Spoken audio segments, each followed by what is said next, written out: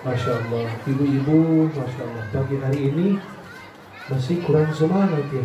Jangan-jangan pada belum sarapan lagi. Sudah sarapan belum? Nah, belum yang kedua kali ya. Assalamualaikum warahmatullahi wabarakatuh.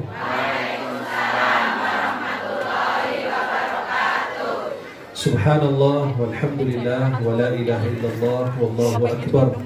ولا حول ولا قوة إلا بالله العلي العظيم سبحان الله وبحمده عدد خلقه ورضا نفسه وزنة عرشه ومداد كلماته رضيت بالله ربا وبالإسلام دينا وبمحمد صلى الله عليه وسلم نبيا ورسولا أشهد أن لا إله إلا الله وحده لا شريك له أشهد أن سيدنا محمدا عبده ورسوله اللهم صل وسلم وبارك عليه وآله وأصحابه ومن تبعهم بإحسان إلى يوم الدين وعلينا معهم برحمتك يا أرحم الراحمين سبحان الله والحمد لله ولا إله إلا الله والله أكبر. Bersama-sama biar semangat. Subhanallah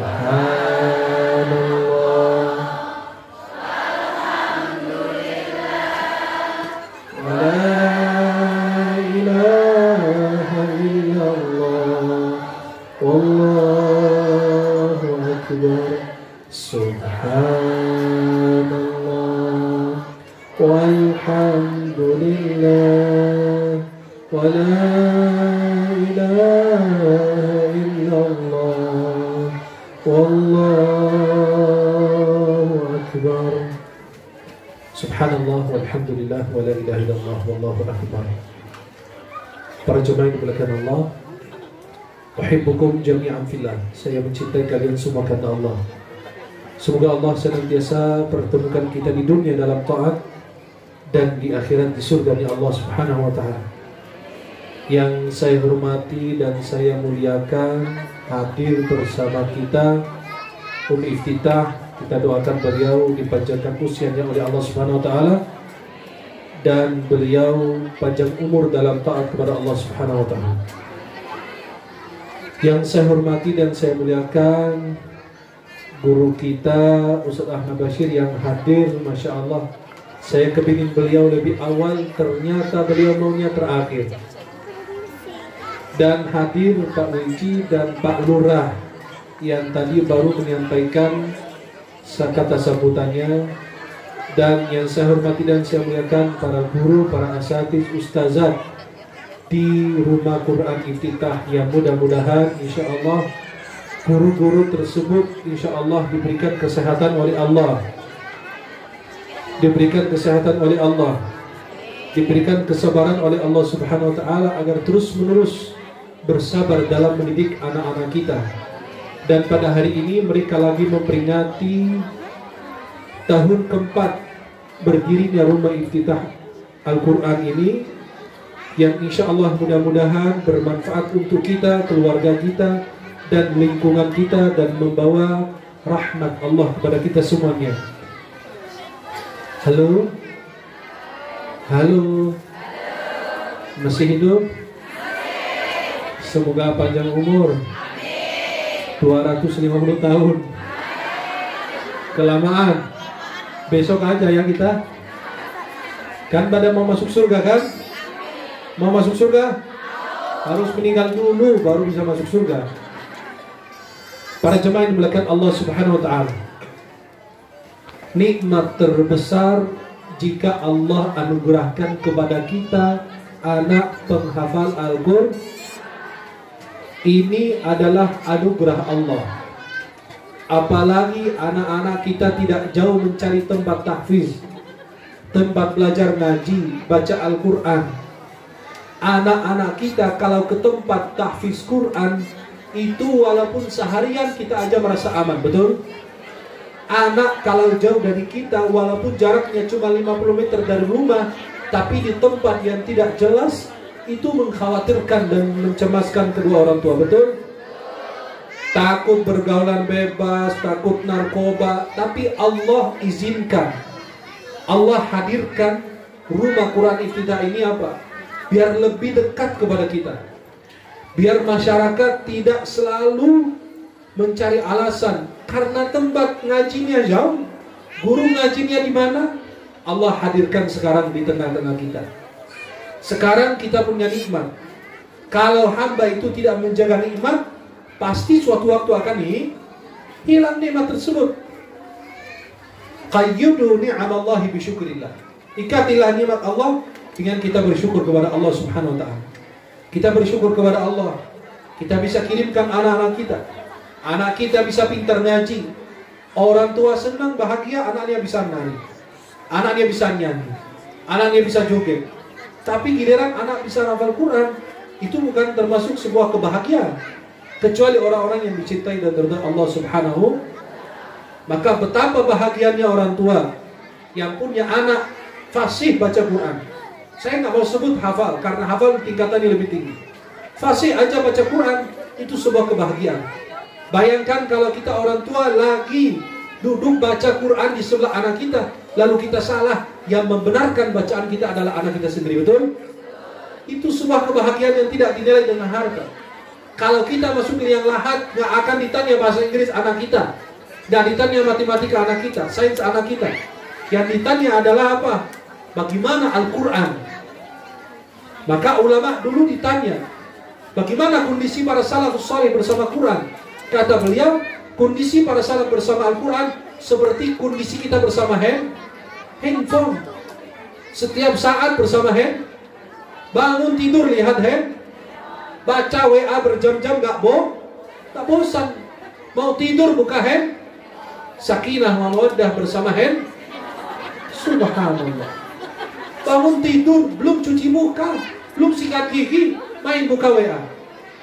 Kita mau sholat, kalau yang mendidikan kita di antara azan dan iqamah waktu mustajab doa, orang pada buka handphone. Kita tidak berusaha, mungkin ada yang balas WA penting dan lain.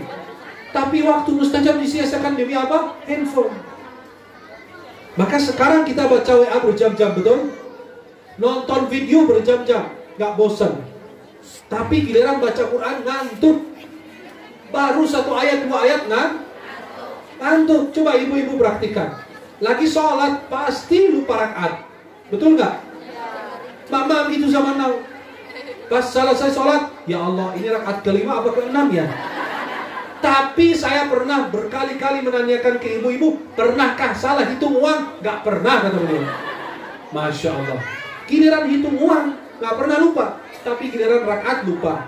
Giliran suruh baca Quran, maaf, bacaan saya kelepotan, masih terpatah-patah. Justru itu pahalanya di situ. Justru kenikmatannya di situ. Maka Rasulullah SAW bersabda, "Alladzi yaqra'ul Qur'ana wa huwa mahirun bih, ma'as safaratil kiramil barar." Mereka yang membaca Al-Quran, sedangkan dia fasih membaca Al-Quran, dia bersama para malaikat yang mulia. "Walladzi yaqra'ul Qur'ana wa yatata'ta'u fihi wa huwa 'alaihi syaq, lahu ajran." Orang yang terpatah-patah membaca Quran, merasakan kesulitan, dia mendapatkan 2 pahala dari Allah Subhanahu. Ibu-ibu betapa bahagianya kalau di rumah setiap saat anak kita melantunkan ayat suci Al-Quran. Bagaimana bisa ada ribut antara suami istri? Bagaimana disebut anak durhaka, sedangkan dia seorang penghafal Al-Quran?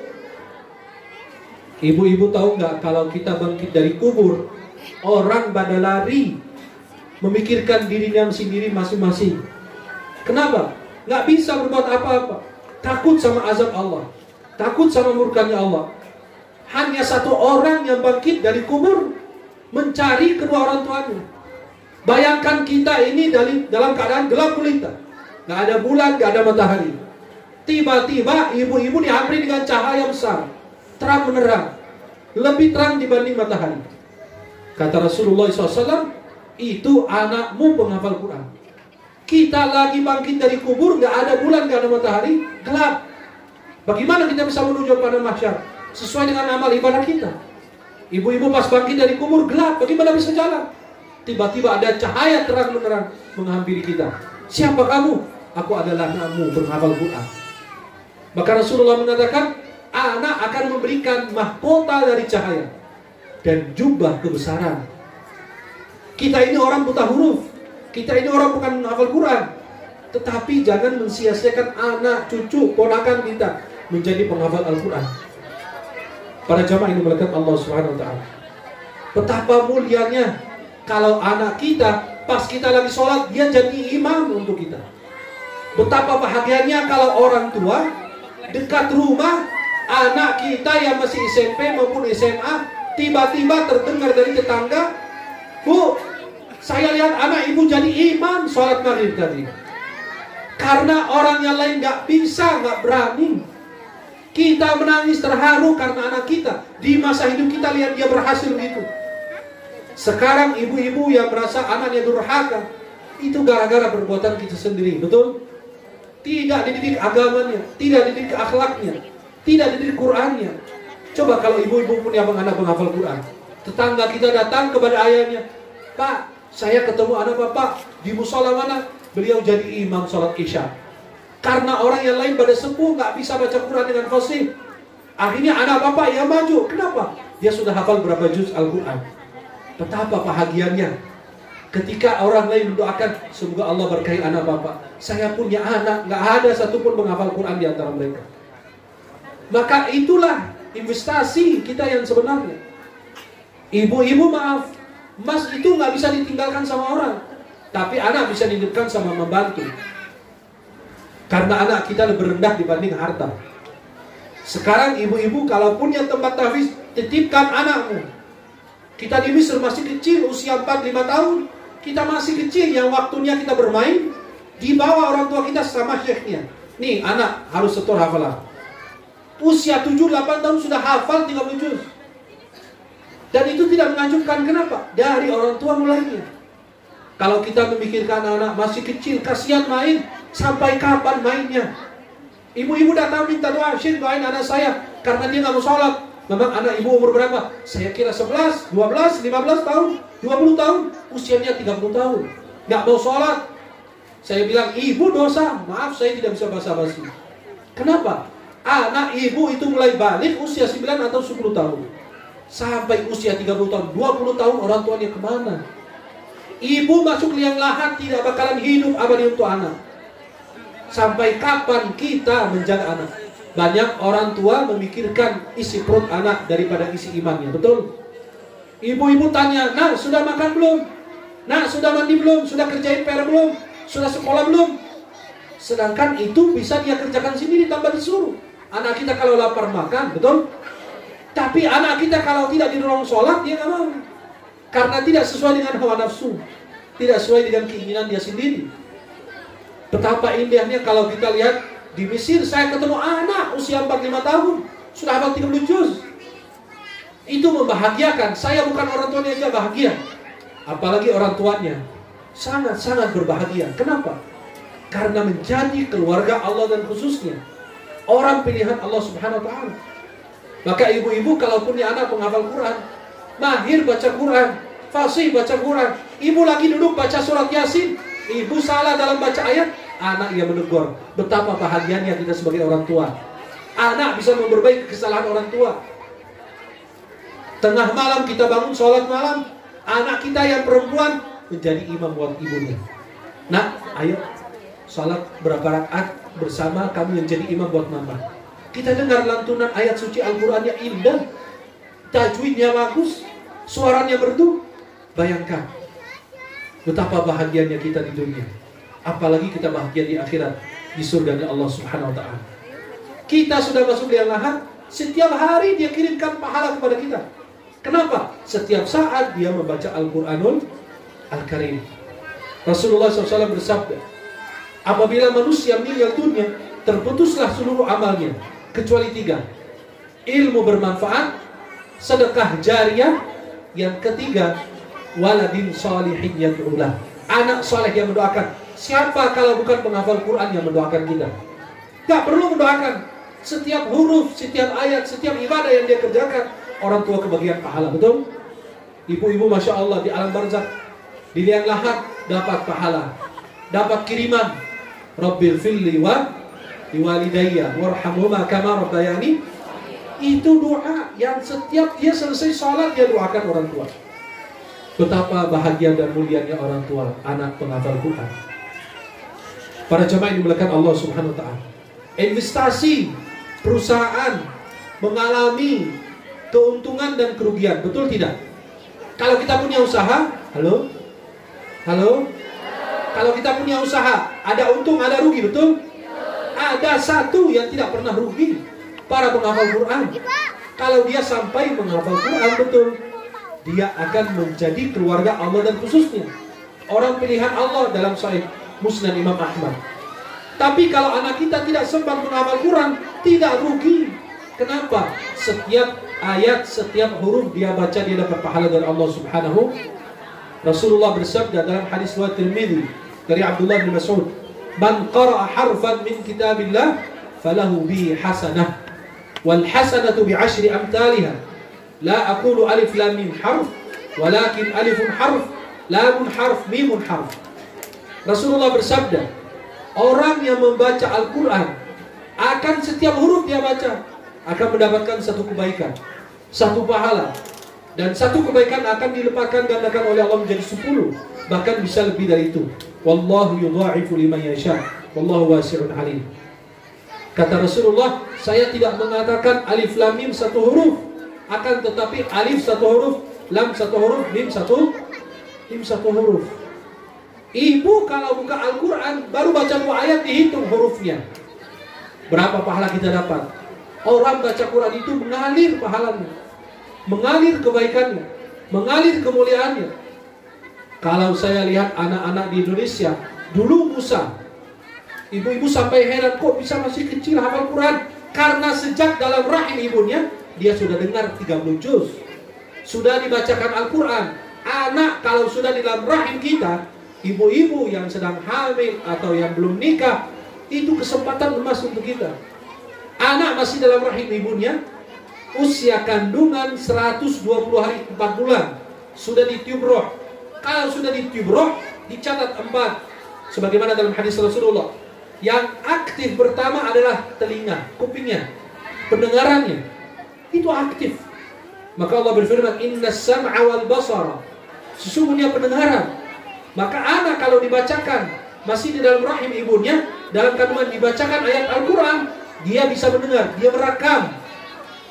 Ketika lahir, ibu itu cuma tinggal membacakan Al-Quran lagi, dia akan mudah bagi dia untuk menghafal Quran. Saya bayangkan ibu-ibu yang punya anak hafal 5 juz, yang punya anak hafal 1 juz, yang punya anak 10 juz, yang 15 juz, yang 20 juz, bahkan Al-Quran 30 juz. Saya ingat orang tua saya datang ke Syekh dulu masih kecil. Kata beliau apa? Saya tidak perlu yang lain, saya cuma mau anak saya hafal Quran. Itu harapan orang tua. Dia kata beliau, kalau kamu punya gelar S1, S2, S3, buat kamu. Saya mau saya Al-Quran. Kamu berikan Al-Quran kepada saya, itu saya merasa kamu berbakti, saya merasa berbahagia. Maka Rasulullah SAW katakan, Iqra'ul Qur'ana. Ibu-ibu maaf, kalau diperiksa tasnya nggak pernah ketinggalan alat make up, alat kecantikan, betul nggak? Sebelum wudhu dandan, selesai wudhu dan zaman ajaib, wajahnya putih, lehernya hitam. Astagfirullah. Tasnya isinya apa? Alat kecantikan. Tapi sayang sekali nggak pernah bawa Al-Quran, kecuali yang dirahmati Allah. Coba ibu-ibu kalau bawa Quran di dalam tasnya. Kenapa? Kan kita bisa meninggal kapan saja, di mana saja. Tiba-tiba ibu pas meninggal, malaikat mau mencabut nyawa kita. Kata malaikat, hei, perhatikan di dalam tasnya ada Al-Quran. Betapa kita dimuliakan nanti karena kemuliaan Al-Quranul Al-Karim. Bayangkan kalau kita punya anak saleh. Bayangkan kalau kita rajin setiap hari baca Al-Quran. Dulu kita di Indonesia ini habis maghrib ngaji, betul? Habis maghrib ngaji sampai isya. Bapak-bapak di masjid, di musola ngaji. Sekarang ngajinya di depan TV. Orang dulu berebut apa? Tasbih. Sekarang berebut apa? Remote. Ini mau nonton sinetron, ini mau nonton bola. Jadi anak kita rusak gara-gara ini. Saya kaget lihat anak kelas 5 atau 6 SD bawa handphone. Saya ingat dulu waktu kuliah baru boleh dibagikan handphone. Kenapa? Orang tua takut. Otak kita rusak. Anak itu 24 jam main game. Ibu bilang kasihan masih kecil. Nanti kalau dia udah besar gimana nasibnya? Gimana pendidikannya? Gimana akhlaknya? Maka betapa indahnya saya kalau lihat anak-anak lagi ngaji, saya terharu. Saya bilang betapa bahagia kedua orang tuanya. Anaknya baca Quran di sini, orang tuanya lagi tidur, pahala mengalir kepada orang tua. Kebaikan yang mengalir kepada orang tua.